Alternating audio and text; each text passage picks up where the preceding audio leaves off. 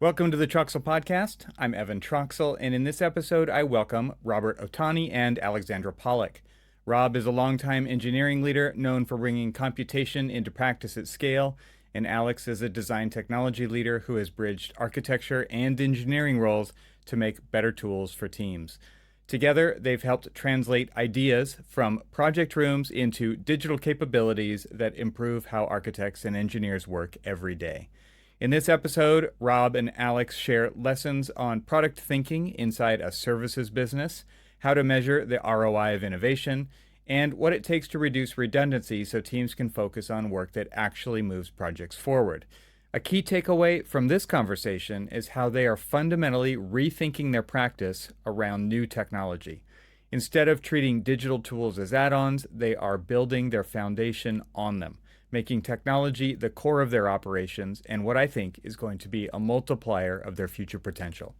It's a bold repositioning that challenges traditional firm structures and points towards what is possible when leadership commits to transformation at every level. As usual, there's an extensive amount of additional information in the show notes, so be sure to check those out. You can find them directly in your podcast app if you're a paid supporter of TRXL Plus. And if you're a free member, you can find them at the website, which is trxl.co, which is also where you can join to become a supporting member. I really appreciate it. Lastly, please help the podcast by sharing these episodes with your colleagues and by commenting and sharing my LinkedIn posts. You can also leave a comment over on YouTube and engage with me and the other listeners.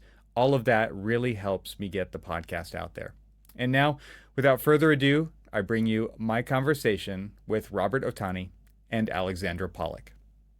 Welcome to the podcast. Alex, first time on this show. Rob, we've talked together on our other Confluence podcast, and we've talked about some really neat things that you guys have been doing at Core Studio and Thornton Tomasetti. But Alex, this is a bit of a shift for you. I mean, not super recent. I think it's been about a year. Is that right? Yeah, Since you've about a year and a half.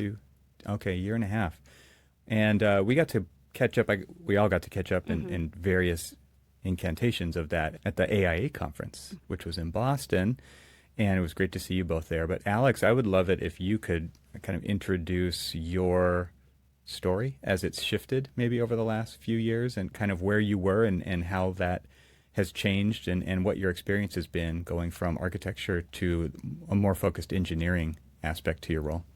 Sure, great. Yeah, happy to be here with you today, Evan. Great to catch up.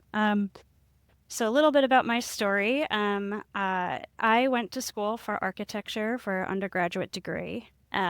Really loved it. And towards the end of my time there, really kind of transitioned towards a focus on technology and computation, and decided to do a master's of engineering at Stevens, which was the first year of this program, which is called the Product Architecture and Engineering Lab. And it was a mix of design, analysis, and computer science. So really kind of touching all the areas that I was super interested in. So from there, I joined SOM, where I spent about 8 years really becoming an architect.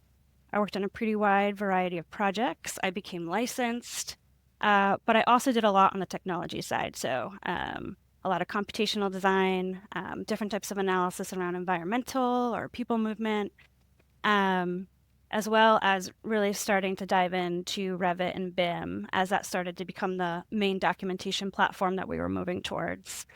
And so that was a really great experience. I worked with a lot of really great people there. And I'd say also during that time, I taught some at Stevens. I taught there for about 5 years. I taught a class called Application to Numerical Optimization, which was based on some of the thesis work I had done as a student there, which is really about, how do you use math and algorithms to define and solve different types of problems. And so I'll kind of circle back around to that, but a few of the folks in Core Studio actually took that class, which was kind of fun. And so from there, after SOM, I joined FX Collaborative Architects, another really great firm. And I was there for about 11 years. I started as the Director of Design Technology there. It was a new role at the time. And they had begun their transition to Revit, but they were really looking to expand how they use technology throughout the entire firm. So I spent the first 5 years kind of building up our tool sets around different areas of visualization, BIM, computation, virtual reality, GIS, among others. And then about halfway through, we kind of took a step back and rethought about the technology strategy. And at that point, I took on the role of CTO, and that was to really kind of oversee our design technology, business technology, and IT. And so that's a little bit of my history. And about a year and a half ago, I joined Thornton Tomasetti, which has been really amazing. Like you said, it has been a shift from architecture to engineering. But the thing that really drew me to TT was the both the kind of commitment and investment to innovation and research and development that the firm has here. And so that's really given me the opportunity to delve more into that space and have more impact there. Um, I think one of the things that's been most fun moving from architecture to engineering is that it feels like it kind of brings me back to those optimization roots a little bit. The idea of, how do we really use technology to define and solve problems? And in engineering, there are concrete equations to some of these problems that we're trying to solve. And so that has been really fun to me. There's a little bit more deterministic rather than just, um, Mm-hmm. qualitative parts to that process. So that's been really great. Yeah, I'm just trying to think of like where I go from that. I loved how you said rethinking, like the strategy, and to me, that's really the theme of our conversation Mm-hmm. today is actually, and I'm curious because you've gone through this, and then and Rob, I would love to get you in on this too. It's like, when do you notice that's what you need to do? When do you Yeah. notice that you need to step back, as you said, and rethink? Mm-hmm. And so I'm just curious if that brings anything, Alex, to elaborate on a little bit in your story. Like, what was the push that said, "Hey, wait a minute, we need to stop and rethink this"? I felt like we did a lot of really great stuff within that first 5 years, and we're building our technology sets, and I felt like we plateaued. Like I wasn't accelerating like at the same pace, and I kind of took that as like a bit of like a warning sign, like we should be moving Mm, faster. mm, And so and I had some ideas about areas that we should be getting more into around, especially around data as a firm. And FX, our team was pretty small. It was myself and a few other people on the design technology side. And we actually ended up deciding to bring in a consultant to help with the road mapping process. So we brought in Nate Miller from Proving Ground. And he went through this really great process of, meeting with the different user groups and pulling out insights. And I think working alongside somebody who was like a little bit removed from it was helpful to help kind of give the right perspective. So we were mm-hmm. able to get a lot of perspective from Nate in that process and then combine that with our own to kind of create a new strategy moving forward. And for us at the time, a lot of it was really breaking down the silos that we had in the firm to be able to connect the data together in better ways. We had certain data with accounting, certain data with project management, certain data in design technology, but we weren't necessarily tying that together as a story. So that was really kind of the goal of that, the kind of the repositioning. Rob, I'm curious from your perspective. I mean, you've how long have you been at TT now? Well, I'm a boomerang. So I started my career at TT in 1995. So worked for 5 years, sorry, and then at TT, and then left to two different companies for a span of 8 years, and then came back in Mm, 2008. It was, and then I've been there ever since. okay. Um, so yeah, it's been a little bit of a journey, but a good one. I think I it's ask how long you've been there because I feel like you've probably you talked to me a little bit about kind of going through a rethinking process again, but it's probably not the first time since you've been there for a while. Curious to hear No, about that. it's 22 years. If you kind of roll up. Um, and I think part of how I got in technology in general was, um, just to be honest with you, just to be a better, more, you know, uh, thoughtful and productive structural engineer. Hmm. And I knew that, and I've been saying this recently. The day that we all had computers at our desk, which was about 2 years after I started, actually. So we didn't have computers for everybody. We had shared computers. Was the day that technology became the method in becoming a good engineer, a good designer, and productive, because everything that we did was on a computer. Hmm. So that's how I got into it. And I've been just, yeah, I'm a person who always believes that there's a better way to do things. And yes, I've learned a lot over my career, but there's always someone better. And so I always kind of want to be right, to be better at what I do. Right. Well, let's talk about this new rethinking that you both are experiencing now together. This, to me, I think is really where I love hearing this kind of thing, that it's actually happening, but it's hard to find people who are willing to say it. And which is like there are these, clickbait version is like these existential threats to the industry, right? And then there's the realities of, I love how you framed that, Alex, right? Which is you felt like you plateaued, you weren't moving fast enough, or you didn't have this upward trajectory continuing, right? And so that to me is just one of those signs that, okay, we need to do something different. Let's step back and do it. And Rob, you mentioned to me that, okay, we've got this.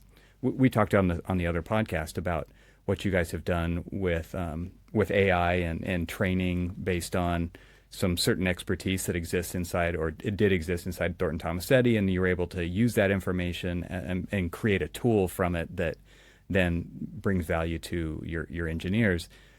But it didn't stop there, right? Like you did this really cool thing that I think not a lot of firms can do because they don't have this incredible corpus of material to pull from to build a tool like you did. I'll put a link to that episode in the show notes so that people can refer to it. Yeah. But but you then said, okay, and where are we going from there? I think this is what happened. And so maybe just kind of kick us off here, and let's start to talk about what you've been dealing with, and then maybe we can get into how you're addressing it. I will say, we started in Core Studio researching machine learning and AI in 2015. So it was a developer that worked for me. His wife was a data scientist, and he explained. I had no idea what machine learning was, and he explained to me what it was. Basically, you take a bunch of solved problems, which is smart information, smart data. You use some algorithms to train a model from that data, which is if it's done right, it's going to be a smart sort of information or tool, smart tool. And I said to myself, I was thinking at the time, isn't that what we do? Isn't that what a principal does? Like over time, they, solve problems, and in their head, they have, this sort of machine learning model, if you will, and that someone asked them a question, they know the answer right away without thinking about it. It's based on their experiences. Yeah. And so my thinking was, what if we take that information, pool it within the intelligence of the firm, which is kind of what we are built on, is the intelligence of the aggregate of the company, Mm-hmm. and have it accessible by those who don't know, someone that's young or hasn't dealt with that type of project before. That's like incredibly powerful for a consulting firm. I said this before. We, as a consulting firm, we produce models and drawings and reports, but the reality is we are basically, we get paid because of our knowledge. Mm-hmm. And sort of the level of the common denominator is very high, right? But we think it could be much, much higher if we have this really crazy, powerful tool called AI that we can actually, sort of get all that knowledge out to people at the right time. Right. Let's take a quick break from the conversation to tell you about Avail. Is your team struggling to find the BIM assets they need? Avail's content management system simplifies access to all of your firm's content in one easy-to-use platform. No matter where your files live or what type of files they are, you can easily search and access them from Avail. Now, designers can consistently find and reuse all types of content. So what does that mean? Well, standards-compliant models and drawings are easier to create. The documentation process is less chaotic. New hires are easier to onboard. Projects are delivered faster with fewer errors. You get the idea. Visit getavail.com to try Avail for free and request a free demo. That's getavail.com, GETAVAIL.com. My thanks to Avail for supporting this episode of the TRXL podcast. And now let's get back to the conversation. Alex, I'm curious from your perspective, coming into Thornton Tomasetti, these sound like some really incredible projects to work on, especially in the role that, like, where you're at. And I'm just curious how that landed on you. Like, is that what you felt? Is that something that drew you to working at TT? Yeah, for sure. I remember having conversations early on during the interview process about, how do we, manage knowledge as a firm and how do we disseminate that? And that's something I had been thinking about, which was, it's really hard to get people the information at the right time. In our industry, we work on really complex projects, continue to get more complicated with really big teams. And I think AI is like a really great tool to be able to leverage the knowledge that we have internally to be able to deliver that information at the right time to people. There's so much that you need to know and you can't take it all in at once. So if we can leverage AI to do that, it's definitely a big win.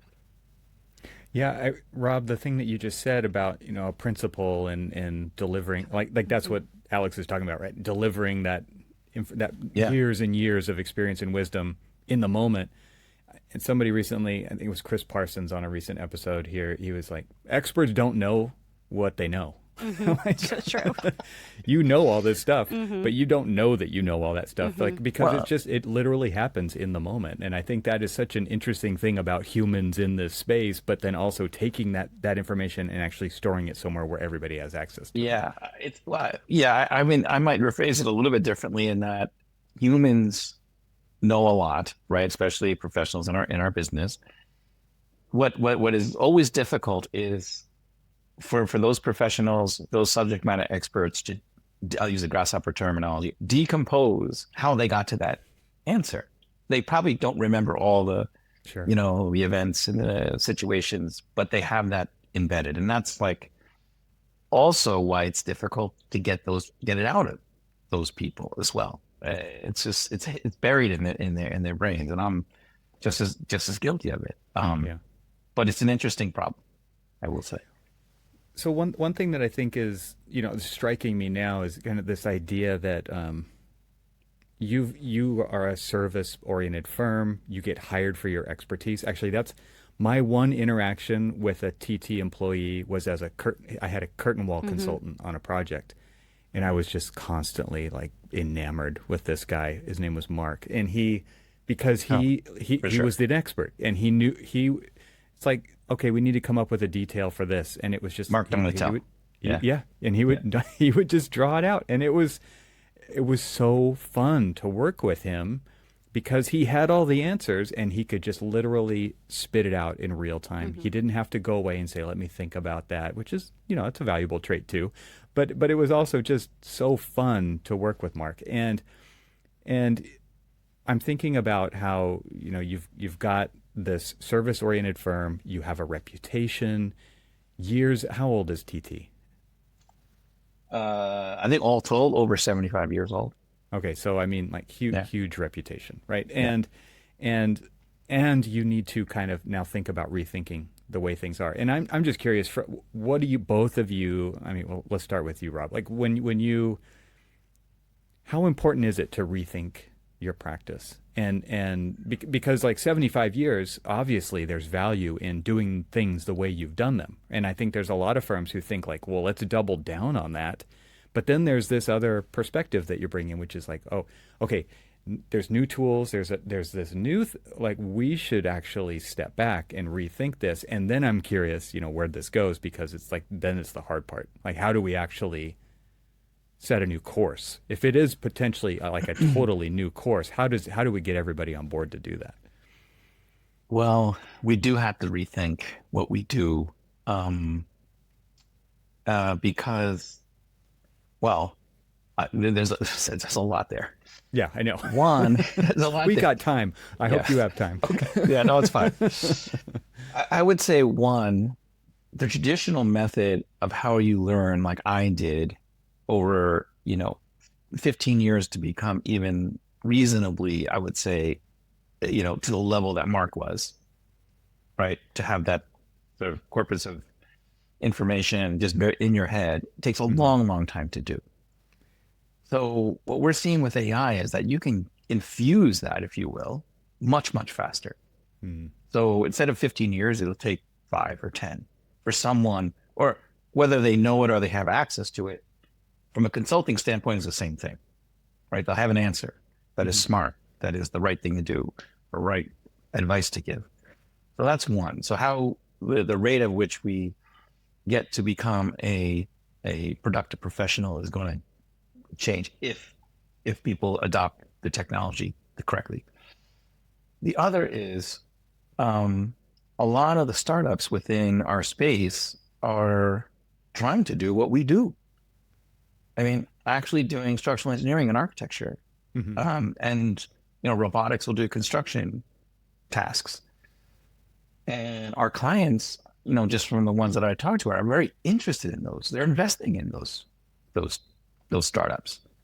So what does that mean? That means that there's going to be a portion of what we do that will be performed by a startup, an application, that leverages the best technology using AI or other means and methods to get to an answer which is good enough for what they need to do, particularly in my thinking is early design phases. Yeah. Right. So with all of that, I think that we need to rethink what we do in terms of, we can't just think about doing the conventional consulting, because I think it's going to shrink if we don't get ahead of it over time. Yeah, and I think about like tools that you've developed, right? Like I've mentioned this before to you. I think it was Daniel Seagraves at a USC BIMBOP talking about Asterisk, which was a tool that you guys put out there to you could upload a Rhino massing model, you could choose one of 3 different structural systems, and it would actually do a lot of the calculations, and it would give you kind of a breakdown, and it was a really amazing tool that is doing what you're exactly what you're talking about right now, except it was you were doing it to yourself, right? Which I think is super interesting. Yeah, so the Into Asterisk was, and we call it Asterisk 2 now. We have a new updated version, which is much more accurate, much more robust. But what was interesting about that at that time, which is about 2017, 2018, when we had that out there, was that engineers, were a little bit scared of it. They were like, wait a minute, that's what I do for a living. But also because we're trained this way, engineers are trained this way, that it wasn't 100% accurate. So therefore it was not reliable, which is a valid statement, except 100% accurate at early concept. Is anything 100% accurate that early? No, but it's both a human thing but also that's what is in their mind, that the work that they produce is 100% accurate. And so this app that was producing less than 100% is probably 90% accurate, which again, for an experienced engineer is good enough, actually. Right? It's the level of information that the architect needs to keep moving with their design, potentially feed off of that information that they're getting and come up with a new design. Who knows? But that was an interesting one. And AI at the time was very, very black box. We didn't document anything about the app. It was like, here it is. That's it. Take it or leave it. Mm-hmm. But it was doing, um, basically a team's worth of work in a minute that would normally take a team like 2 or 3 weeks to do. Yeah. It's just, it wasn't, again, in the minds of engineers at the time, which I think was justifiable, was not trustable Mm-hmm. to use in a real project. You remember It that would, tool, Alex? I do. Yeah. Yeah. Yeah, actually, TT came and gave a demonstration where I was working at the time, which was really fun. Um, yeah, it was a really great tool, very exciting. I think, Rob and I have had a lot of conversations about Asterisk since I've started yeah, too, and I've seen him present on it a few times. I think one of the things that I really love about Asterisk 1.0 is, what it did for Core Studio and for TT. And there's like so many lessons learned that happen in that process. Like Rob was saying, that idea of having more transparency, building more trust in the results that are coming out. And that's something that's been incorporated into a lot of the AI tools that we create now. It focused on one building topology. So our new version focuses on multiple topologies. But it also, like, that early experimentation into AI and like that time to try something and get those lessons learned back in, Rob, you said it was like 2017. Like that's what's helped accelerate what the team's been able to do, kind of moving into that space. And I feel like that's part of like why we are where we are now with the tools that we have. So I think that's Yeah. pretty cool. yeah, Absolutely. I mean, you've got to build over time to get to. I mean, you guys are an amazing case study, and I actually want to take a step back. Rob, can you just explain the whole Core Studio concept, where that came from? Because you are now a case study. How did you get to yeah. become a case study? I would love to hear the story. Yeah, I mean, I would say Core Studios, if I go all the way to the beginning, started in about 2010 or 11, and it was basically just myself and Jonathan Schumacher, who he was a CATIA expert, and I was, structural engineering guy. Maybe I knew how to draw a line or two in Rhino, and that was the extent of it. But I was also a special structures person at Thornton Tomasetti. So, advanced modeling and FEA was an important part of what we did. So I was teaching at the time at Pratt Institute, um, and I saw the students using Grasshopper, and I said, "Oh, that makes a lot of sense. Parametric, it's sort of very customizable. Looks like it's fairly easy to use." So we both took Grasshopper courses from, I don't know if you remember those guys, called Mode Lab, Hmm. Yeah. in Brooklyn, and Greenpoint. And he became an expert at it, and I'm still a beginner to this day. But we understood, at least I know what the power of it is. And Yes. we started using it on projects straight away, having connectors, to Revit and structural engineering tools. And so, again, I have to give credit to the CEO at the time, which was Tom Scarangello, who saw the value in all of that. We were getting better work product, much faster sort of response time with our clients, and a lot of our clients were using Grasshopper as well. So it was a way to communicate beyond a PDF sketch, Yeah. right? We were sharing models. So that's how it started as purely a modeling team. And then we started getting more into R&D.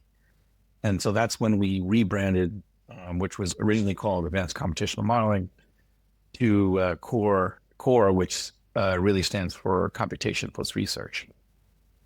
And again, it grew from there. We started to hire application developers. At the time, Justin Nardone ran the R&D part of it, so the firm-wide R&D part of it. And he has his own company now. Um, and and now it's much bigger. We have the digital design, which is sort of the BIM work. We have the Tekla team, the delivery team, knowledge and data, app dev, and also the modeling, AI. So it's a Hmm. much bigger team, and that's where Alex has been really instrumental in getting all of our ducks in a row, because that we were not nearly as large in the beginning. So it's become not just, a cool R&D team, but also sort of driving our practices, accelerating what we do in our practice work. Yeah. Let's take a short break from the conversation to invite you to join the most influential technology leaders in the AEC industry at Confluence. Composed of in-person events and a podcast co-hosted by yours truly, Confluence is designed to foster conversations between AEC firms and technology companies so they can learn, share, and engage with each other to support industry innovation. Software company Avail, which creates content management solutions for the AEC industry, started hosting Confluence events in 2019 to understand what firms are needing, wanting, and thinking around technology. To learn more about Confluence, explore upcoming events, and listen to podcast episodes, go to confluence.getavail.com. My thanks to Confluence for supporting this episode of the TRXL podcast. And now, let's get back to the conversation. Alex, obviously this is an amazing new role, and I want to talk about what you're doing. Before we do that, though, can you kind of compare and contrast what Rob just talked about with kind of this vision that the CEO had of creating this advanced modeling group and then what turned into Core Studio, and like that vision of intentional investment to get from here to there, and not even knowing where there was, but just saying, wow, there's potential. I love how you said it, Rob, like you're still a beginner at Grasshopper. I remember teaching the executives at my firm Grasshopper. I'm not teaching them so that they learn Grasshopper. I'm teaching them so that they understand the potential of it, so that they enable people to use it. And I think that's a good internal strategy for those out there who are struggling with why are we using these tools? Why are we chasing down they're not the tools that we use. These are other. That's a good way to get people's kind of awareness and the right exposure to it. But Alex, can you compare and contrast that with what you've seen in the architecture side of things, with this intentional vision about internal R&D? I'm curious about your experience at FX and maybe previous to that SOM, but just your general perception of the architectural side as well. Yeah, I mean, I think everybody in the industry wants to do R&D and wants to be innovative. And I have felt that all the places I've worked. But I think that until you actually make the commitment at the firm-wide level to make the investment in the time and the people, it can be difficult to pull it off. And I feel like I've gone back and forth over the years to different places I've worked. I do think that doing research and development within projects can be amazing, and it gives you the place to actually have like a real world problem that you're developing a solution to. But one of the things that we would often run into is just the time constraints of the project timeline and the space to develop that research and development. So I think by enabling some overhead to do the research and development and start to prep that, so when that project need comes along, that then you can partner with the project and drive the innovation forward.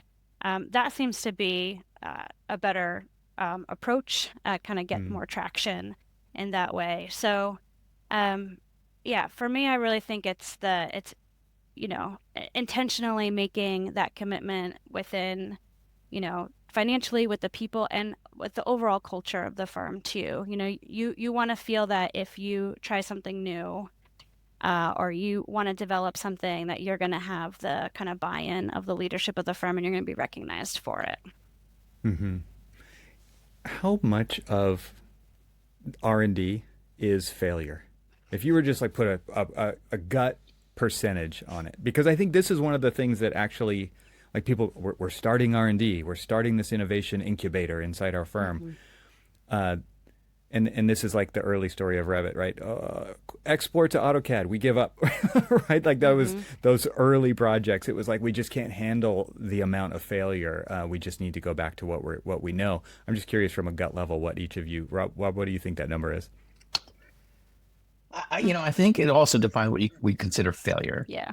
I would say Oh, for sure, for sure.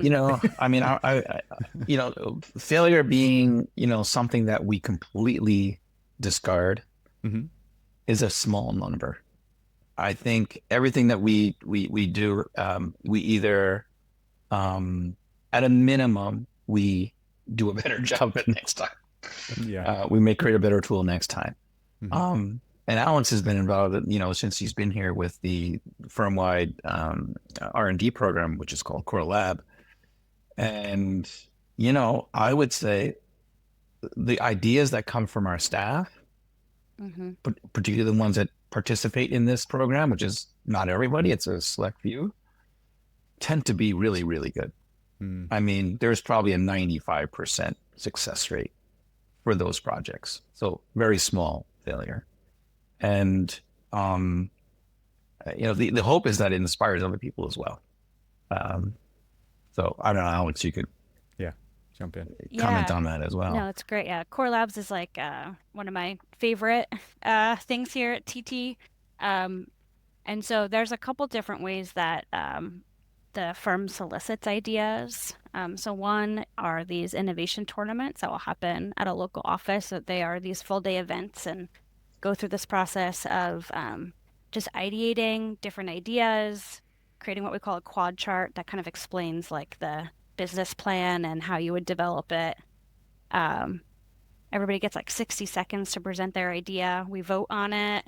There's like four finalists, and then people team up and they take those ideas to the next level for the second part of the day. And we vote at the end and have a final winner. So, but out of that will come, 30 to 40 different ideas that all have quad charts already. And then the other is that there'll be like a call for proposals twice a year, also quad charts you can just submit anytime. And then peers within the firm volunteer to review those and then vote on which one should get funding. And so actually a lot of the R&D proposals are funded. So people get time and money to work on that. Sometimes it's time, money towards certain equipment that they would get. Um, but I think like what Rob said is it really allows um, the ability to generate those ideas from the grassroots. Like what's working on your project, what's not working, what's a new business area that we could go into. And that's a really fun way just to see what everybody is thinking in the firm about like where we can build efficiencies, where we can build innovation. This whole like quad chart thing and budget, I want Mm-hmm. to ask you about if you have like a not like a dollar figure, but maybe a Mm-hmm. percentage of Mm-hmm. like what you guys are actually spending on R&D versus like revenue because I know like Nate, you brought up Nate Miller earlier, Alex, right? It's like I think he said in his presentations it's like less than 3% of AE firms budget will be spent back into R&D. It's a really small number, right? So again, like going back to that perspectives question about innovation in the industry, that's probably gone up since I've seen that presentation, which was admittedly a while ago. But still, it's probably still a small number. And so I know it sounds like you guys are investing decently into this. And this idea of a quad chart, it sounds to me like you're actually charging your staff to think about this entrepreneurially. Mm-hmm. And that could, I guess, it could be a tool that's only internal. It could be a tool that you're going to spin off into another Mm-hmm. company. I guess, I mean, I'm sure there's various options here, but that's super interesting to me that you're basically saying you have to kind of think of the business plan as well when it comes to this. And maybe I don't know if that's what the quad chart really Mm-hmm. is, but is that what it is? Yeah, the quad chart, it starts off with like, what's your idea? Why do you think it's important? Mm-hmm. How are you going to do it? What's the business plan? And, what's your just overall strategy and timeline and people that are required, as well as budget. Because I Yeah, think a lot of times it's just blue sky. Oh, we want it, yeah. and we don't know where we're going, and then therefore we don't know how we're going to get there, and we don't know how long it's going to take, and we don't know Hmm. what the resources are, but we're going to go, right? And we see that over and over again as well. So the idea of the innovation tour, we didn't make up. There's a book out there. I think it Hmm. was developed at the Wharton School of Business, and it's was introduced by us by our applied science practice leader, Pavel Walke. And there's three sort of buckets of R&D. There's the adjacent, incremental, and what's our last Transformational. transformational, which is like the blue sky. And the ideas do trend, with most being adjacent, some being incremental, and one or two being blue sky. Because it's like scratching your own itch, kind of a thing. Yeah, Like you've got, exactly. yeah, okay. Yeah. Um, and so the other benefit of all of that is that Alex and I get to see trends. Hmm. So we go to various offices. They can be a different region, different, speak a different language potentially. But the trends tend to be important for us, Hmm. because then we can make decisions based on what we do in our studio, um, you know, for next year or there, whatever, to make some impacts. Because I think, what executives in the firm don't see is those trends. Hmm. They're not hearing about it on the ground like we are, which is Yeah. part of our job, is to sort of do that translation. So can we talk a little bit about budget, or if you have any guidance? Yeah, Because yeah. Hmm. I'm curious what you guys are intentionally doing around that I to I make just did. sure that you're innovating. You're making sure you're innovating. You're not just So hoping it happens. so I just did the math on Oh, my in you're an my engineer, of course you did. yeah, I had to do it on my computer because I'm terrible at doing math in my head. So on pure R&D, firm-wide R, it's only like 0.1%. Yeah. Wow. It's not a big number. I mean, we're a big firm, It so sounds cultural though. Like it just sounds bigger than like what you're describing is I bigger than mean, 0.1%. 0.1% is, for a company as large as is not a small number. Oh yeah, yeah. It's thousands and thousands of person hours. Hmm. That's what it boils down to. Um, because it's direct rates. We're not charging our clients. We're not Yeah, charging ourselves. right. Um, so it's actually a lot of hours and it's a lot of output. Um, to the point where, we struggle with figuring out what to do next with a lot of these ideas. And then we have to start to prioritize. We can't do everything, Yeah. get it to the next level, but we can start to prioritize. Again, that's where sort of, the business impact comes into play. What if something takes 10 years or 5 years or 2 years, and then we have to weigh the impact as well of But cost it to get sounds like there. this is kind of happening all the time. I mean, Yeah. so, some firms will do like this innovation tournament kind of a thing. Maybe they'll do it once a year. Maybe they'll do it every other. I'm just kind of, I'm projecting out there, and that what you just said, where it's like we have to figure out what we're going to do next. But it sounds cultural. Like these ideas are just constantly coming up, and there's no shortage of good ideas, right? And then you're in the position of having to prioritize. Great position to be in, right? You've got all this stuff. Let's now work on the stuff that's going to have the most impact. But it sounds like the participation is obviously awesome, right? So how do you keep that going? Because how do you get that to be cultural? Because I could see if it's just a once a year thing that another firm might do, you pick up steam and then you lose steam. And then you've got to rebuild again that momentum again. And that's hard, right? And so it sounds like you guys are keeping the momentum going. I mean, I don't think Alex and I would be here if it wasn't part of our culture, to Yeah, be right. honest. I mean, it's just so, if you go back to the roots of Thornton Tomasetti, which is, Paul Weidlinger Associates, Lev Zetlin, and Charlie Thornton and Richard Tomasetti, and on and on. These are all innovators. I mean, we wouldn't It's in be, your DNA. Yeah. it's Yep. it's in our DNA. And again, we wouldn't be here if it wasn't for that.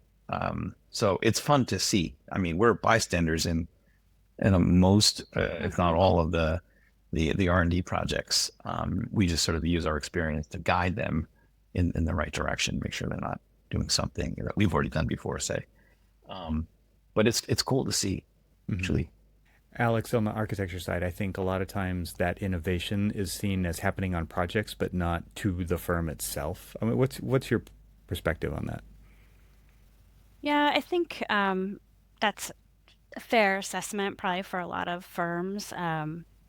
That the projects really do provide a great opportunity to work towards that innovation. And I think, because projects are one-off. You try to recycle what you can from one project to the next and reuse those scripts or reuse the innovation that you were doing. So I do really strongly feel that projects are a fantastic way to drive innovation, but you just have to be able to carve out the time in the project to do it. So maybe there's some non-billable hours that you could put in there to help drive some of that innovation as well. Yeah. Hey everyone, let's take a quick break from the conversation to pay some bills around here. This episode of TRXL is brought to you by TRXL Plus members. That's right, my incredible paid supporter members are making this episode possible. Their direct support ensures that I can continue exploring the intersection of architecture, technology, and the future of design with the leading voices in our industry directly to you. So let's talk about why you might consider financially supporting the podcast too. By becoming a TRXL Plus supporter, you're not just helping sustain these conversations, you're also gaining exclusive benefits like ad-free episodes of the show and my Leadership Edge email newsletter, where I analyze episodes and deliver the insights and key takeaways right into your inbox. Your small contribution makes a huge impact. And if you've been enjoying TRXL and want to be part of the community that keeps it thriving, please consider joining today. Head on over to trxl.co and click the subscribe button either in the upper right-hand corner or at the bottom of the page, or you can visit the link that I've put into the show notes. Once again, my sincerest thanks to the TRXL Plus members who have made this episode of the podcast possible, even though they aren't even hearing this ad because theirs are ad-free. Now, let's get back to the conversation. It's also, you have these different departments, especially in these larger firms, that it's hard to share information between stuff's locked inside people's heads. And I can see, again, like a huge opportunity for, this idea of scratching your own itch, where you've got people on the ground who are throwing these ideas out, and then the firm intentionally investing in those to take care of those things as the firm itself gets more complicated. Not just the projects, right, but the teams. Yep. And the projects, and the departments, and the number of offices, and the way that they communicate and share information and find information when it's needed. All of that is getting more complicated as we accumulate more time and as there's turnover and churn and all those things. And so, it does take an intentionality to work on the business and not just on the output of the business, right? Yeah.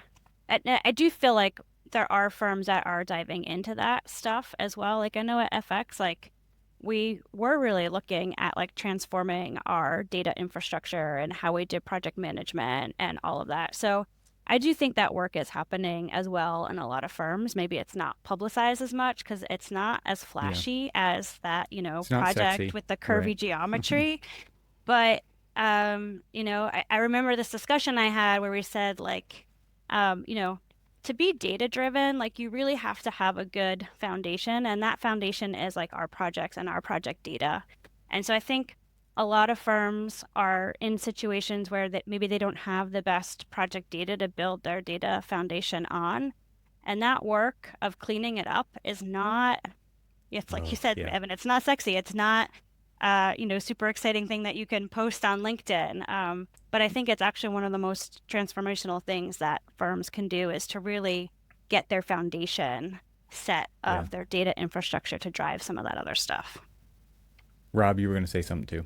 No, I was just going to say, one of the side benefits of our innovation tournaments is that it just gets people in one location. They can actually talk to each other. Yeah. You'll be amazed. Sounds so simple, right? It sounds so simple. And, I would say the interpersonal relationships and communication and how they work together gets supercharged just by this one day of activity, because they get to know each other. They get to know that they have common interests. There are, in today's world, you can be sitting 10 feet from someone and not actually have a conversation with them, or a meaningful conversation, I would say. Yeah. It happens. I think that's a great point. It goes back to the culture thing that you were saying, Evan. And, and even like the presentations that we do for core labs across the firm, it's open to everybody in the firm. It's like open to all 2,000 people can join and listen to the work that happened over the cycle. Nice. Yeah. Rob, can you give any examples of the things that you are now rethinking or attempting to rethink? I don't even know how to categorize it, but it sounds overwhelming to kind of think about this as a new paradigm and rethinking, not like the lightweight version, but the heavyweight version. Can you give us some ideas about that? I think the heavyweight version is going to be how we, well, let's just say it's been very, I would say, status quo in terms of how we deliver our services and schematic design and yeah, DD and the CDs and all of that. And I think in the near future, we're gonna make shortcuts into how we get our information directly to fabricators. Hmm.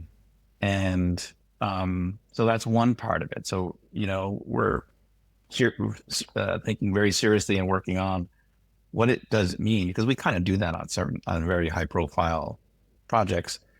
Get, get the construction started way, way earlier than what we normally would do for known items. I think the other part is rethinking how we do, design with our architect clients. It's the conventional way of, like you had mentioned today, well, I'll go away for a week and come back with an answer. And as you know, being on the architecture side, by a week is an eternity Mm-hmm. when it comes to design iterations and thinking. So, what we're trying to do with our AI tools is create these, almost real time feedback loops, with the understanding that the design will, change just from a normal process, or potentially be inspired, to go in a different direction based on our feedback. So it's kind of, design is recursive in many ways, as it goes to the engineers and back to the architects, which I think is fun. The fun part, that's providing a real valuable service. The worst thing that could happen is, which happens on projects, is that we're not getting information in time to be meaningful, to have a smart design. Yeah. That happens all the time. Yeah. The first example that you provided about getting to fabrication directly, I think that's super interesting because you see incredible ideas being put out there, but it sounds to me like you're really trying to go directly to making it real instead of, because we see early on, like especially with the image making and the video making stuff, you see amazing stuff that it cannot be built, right? It's like, and that's fine. Like early stage is the best time for that kind of stuff. Like let's just say what if, and that's fine. Like that is a lot of the design process. It's about the ideas and about communication and then having those conversations and learning through those. And we get to reality. We have to get to reality or else it's a worthless process, right? It sounds so interesting that you're kind of really keying in on that so that the stuff that you're working on, like you said, these known items can get built and communicating directly with, I would assume, the machines in those shops to be able to pull that kind of stuff off with different material tolerances depending on what you're working with. I think that's super interesting that you're going directly to there as a service provider for architects. Yeah, well, before it gets to machines, we have a whole practice, which is one of our most profitable practices, that all they do is steel modeling, fabrication modeling for contractors. Okay. The vast majority of the projects that they work on are Thornton Tomasetti projects. Not always, not all projects are designed by us. But, they have the expertise to know what's possible, what's not possible in the field. Mm-hmm. And the faster you can get that information to the design side, the better. We're not going to go down, some crazy road that, we get to a CDs and figure, oh, that's, 20% more than we anticipated, or it's just not possible in the environment that it is today. So, I see that not just from all, subcontractors being a way we should, again, this goes back to a very philosophical issue is, back when I started, it was kind of very clear what was when we issued drawings, what was meant to be interpolated by the subcontractors and sort of, you know, um, you know, gone from an LOD 300, we didn't even use those terms back then, to an LOD 500 level. And with the advent of BIM, it kind of got blurred a little Hmm. in a way that was potentially not good, which was they anticipated a very high level of design, but they were still only getting PDFs at the end of the day, right? The same information as what they had prior. So, um, what gets sort of interpolated by the subcontractors um, was sort of not communicated or not 100% understood. So I think once we get to the point of having subcontractor is very clear what data, forget about the drawings, what data they need to have a really tight bid or have a buildable set of maybe not drawings, maybe it's just a buildable model. Um, the industry will take a huge leap, but it's going to take a long time to get there because standard of care issues mainly. We have the capability right now to do that. Hmm. Hmm. I'm curious what advice you would give to firms out there who aren't rethinking, right? Things are changing, whether people are participating or not, right? And so Yeah. I'm curious from both of your standpoint, what would you advise them to do in this situation? I mean, I would say that they should start somewhere. They shouldn't just stay still.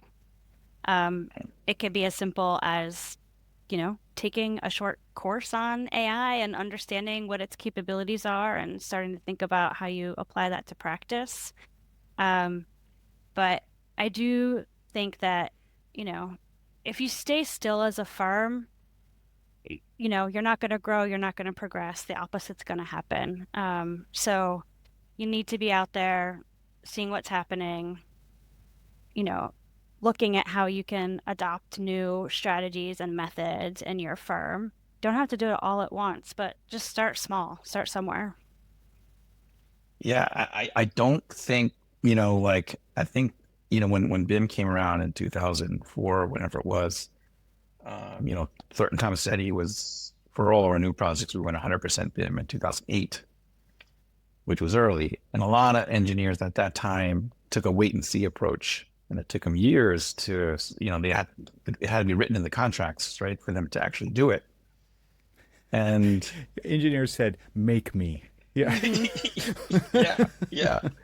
I mean, it was a process. We had a whole training regimen for engineers to learn Revit at that time. Hmm. Um, and so, look, even if it's just training your staff, you're upskilling to some Mm-hmm. level. Mm-hmm. You know, do better Revit, learn Rhino inside Revit, learn Grasshopper, whatever. You're going to increase your at a minimum your level of producible. You increase the sort of deliverable. But at best, you're going to have be profitable with some investment, right? There's some investment that's needed to upskill people, and people are not going to. They don't have the people don't have the time these days. Not that it's I had the time back in the day either, but I think it needs to be intentional upskilling, whether it's AI or even not AI. I mean, AI, I think is the big gorilla there Yeah, that needs to be addressed. But it does seem to be.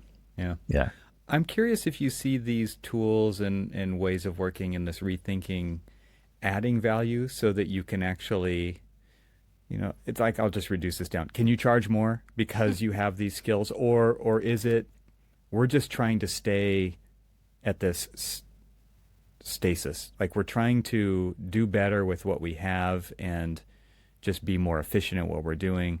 I think a lot of times there's kind of this rethinking, and then there's this just, okay, how do we apply this and just how do we make it fit into our current way of working versus rethinking what we're doing? So I think those are two kind of different mindsets. But I'm curious, like, when you see all of this investment happening, is it making you more valuable? Is it allowing you to charge more? Is it allowing you to reach certain goals? Like, money may not be the answer. It might be something else. I'm just curious, like, how you see that playing out. Is it just relevance? I don't know. I guess I could start off with this one. I think, Rob was talking before about the kind of like the core, the adjacent, and the transformational. So I think you can do kind of both of those things at the same time. I think you can work towards like building, efficiency around the things you do every day. At the same time, thinking about how you can transform things within the practice and new ways of working. Um, so yeah, I think you do both. Yeah, I think you have to, and again, I will say it's not easy because our projects, fees are tight, no question about it. They're going to get tighter. I guess that's the issue as things go down the line. I will say also, it's also important that our clients are getting educated as well, and they're starting to use AI. And so even to be, in line with the thinking of your clients, you need to have the same mindset as they are. They're seeing the value. I think that's what the biggest sort of, um, transformation of generative AI is that anyone can use it now. Mhm. What's Yeah. like Grasshopper, Mhm. like, sort of exercise. You can get a lot of information from using ChatGPT or one of the other Gen AI tools, and it's pretty amazing. And so, our clients are smart. They're saying to themselves, how can I do a feasibility study without spending, hundreds of thousands of dollars and hiring an entire team? Mhm. Right. And so we need to be thinking the same thing in a way, like to align with what our clients are thinking and the goals of our clients, um, and have the ability to do it. Look, we're even seeing AI clauses in our contracts Mm. now. Um, Sometimes, well, I know for a fact in state of California, if you do public work, there's a statement of Gen AI in those projects. But some of our clients have a clause, that they potentially want to restrict certain AI tools, like, I'll use an example because there's danger there. If someone uploads a project brief to ChatGPT, the world has it now, Hmm. and there's a lot of, you know, items in there that are under NDA. Clients don't want that Mhm. information being floating around the internet. Hmm. Um, so, to both of our points, at a minimum, start with awareness, I would say, and education, um, around the latest and greatest because it's moving fast, like Yeah. really fast. Sure, you've used the latest tools. It's pretty amazing. Absolutely. I just wanted to finish up our conversation and talk about the AECtech event that's coming up in November. And the reason I bring that up because you're obviously investing inside Thornton Tomasetti quite a bit, but you also host this event. And could you just kind of introduce what that event is, and we can get down to how people could potentially attend and participate? Yeah. Alex, want to take a shot at that? Sure. So, AECtech is our external event, like you mentioned, Evan. And the big event that we do in New York happens over a week in November. And it starts off with some virtual workshops. Then we have some tours. One day is tours kind of around New York, looking at different buildings or structures. And then another day is a tour within offices throughout New York City. And then we have a day that's focused on workshops. And the workshops, we really bring in experts from around the industry to come and do like really nerdy workshops in different areas. So if you want to get like really into the weeds of like what an MCP is or, get really into coding something, they're great. And then we have the full day symposium. And so that we typically have a full day of speakers, some are roundtables, sometimes I'll have a keynote, we'll have a couple presentations. It would kind of mix it up each year. And actually, I spoke at the first AEC Tech in 2012. So it's been going on for 13 years now. And it's just a really great place to connect with other folks in the technology community. I find that the technology community in the AEC has always been really willing to share ideas and knowledge with each other, which is something that I really appreciate. So it's just fun to get together with different folks, talk about what you're doing at your firm, what's working, what areas are you innovating in.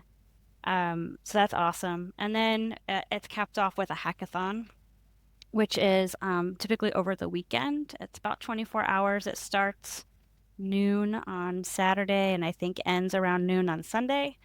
And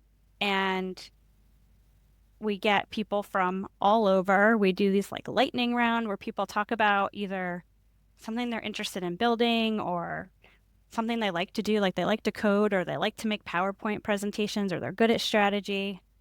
And then after that lightning round, people just organically form groups. It's like people have never met each other before and they just form these groups and they like, let's work on this idea for the next 24 hours.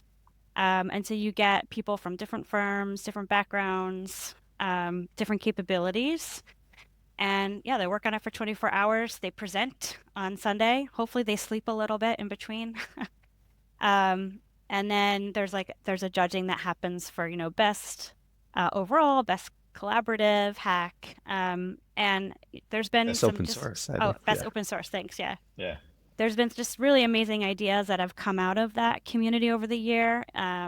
Speaking of open source, everything is open source. So that's one of the requirements. Like everything you develop during that time has to be open source.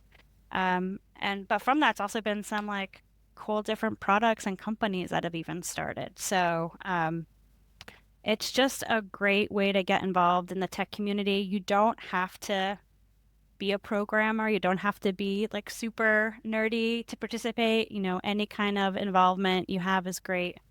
Yeah, so that's kind of a synopsis. And so if people are interested in joining, they can go to the AECtech website. You have options. You could pick just a symposium. You could pick symposium hackathon. But yeah. Yeah, it's a great community builder. I feel within the individuals that come that make it. And I was mentioning this to Alex last year, and because that lightning round is again people just first of all there's usually about 100 people who join this. They're not getting paid. They're doing this for fun. They're there to learn something. I think there was about 35 ideas that were pitched in about 15 to 20 minutes, I would say. Maybe it was a half an hour. In about 15 to 20 minutes after the presentation of those ideas, teams were formed. I don't know the psychology of all of that. Something happened, something in the air, in the vibe of the room, they find their home that they want to spend the next 26 hours. That's so cool. It's really cool. It's crazy. I can't explain it, but that happens. And they're friends forever. I wouldn't say forever, but they're they don't know each other. These people They're don't know each other. developing friendships for sure. Yeah, Yeah. that relationship's really cool. And what are you guys doing during this event, like through the hackathon? What are you walking around? Are you keeping tabs on things? Are you giving people pep talks? I'm just curious. Usually we're sweating it out to make sure that the Wi-Fi works, and that's pretty much it. Our group, because we have a lot of good software developers, tend to act as either join teams directly or act as sort of technical support. My role is just make sure there's enough food and drink and coffee to keep people happy. But that's pretty much it. It's a fun event. Yeah. It's worth coming to various pieces and parts of that. How competitive is it? I mean, I'm just curious. I'm sure it's like a camaraderie competition, but these teams are building something, and they're you only get a certain amount of time to do it. So there's definitely like they're going for it. Like what's that like? It's a fun competitive. It's Yeah. actually surprisingly laid back. Like very, very laid You're back. saying there's no sabotage? I want to see. Yeah. No, I mean, No not that I sabotage, know no. of. Maybe Rob has stories. Well, first of all, we do give prizes, but the prizes is you're not going to be retired on these prizes, right? Yeah. They're going to be like fun things. So I would say people just help each other out, even other teams. That's cool. Yeah. So yeah, I think that's the fun part of it. And some really, really cool stuff comes out of it. We put the we even give GitHub links, I think, to all the projects on the Hmm. AECtech.us website. So yeah, it's really fun. And I will say, from our perspective, it's a way for us to keep sort of on sort of up to speed of what's kind of happening out there, just to Mm, keep a pulse Yeah. on what's happening, and it's certainly impacted our thinking over the years, of which way we think we're going. I mean, I didn't hear about MCPs until we did the London hackathon in April. Hmm. You know, it was relatively new technology. Everyone was running, jumping up and down about it. And I was like, what is all this? And now we're using it in our own practice, right? So 6 months, 10 years ago was not significant. Today it is significant yeah. from adopting new technologies. That's So a great position for you guys to be in, but it's also, I mean, it takes an incredible commitment to continue to keep doing this. And I mean, it takes resources and it takes oh yeah, planning, and yeah, I events are not mean, easy. credit goes to Dave Mans, Yeah. you don't know Dave Mans. He's like a grasshopper sort of king out there. He's Yeah. written more open source tools than probably anybody out there, but um, he's the one who organizes the entire thing, top to Awesome. bottom. Well, I will include links to everything that we talked about in the show notes that I can think of that we did talk about, and I'll put links to you too, so people could connect with you on LinkedIn and follow along with the cool things that you're doing with Core Studio and Thornton Tomasetti, and the event that's coming up in November, right in the middle of November. So, thank you both so much for taking the time to have this conversation today. I appreciate it. Thanks, Evan. Thanks, Evan. Appreciate it.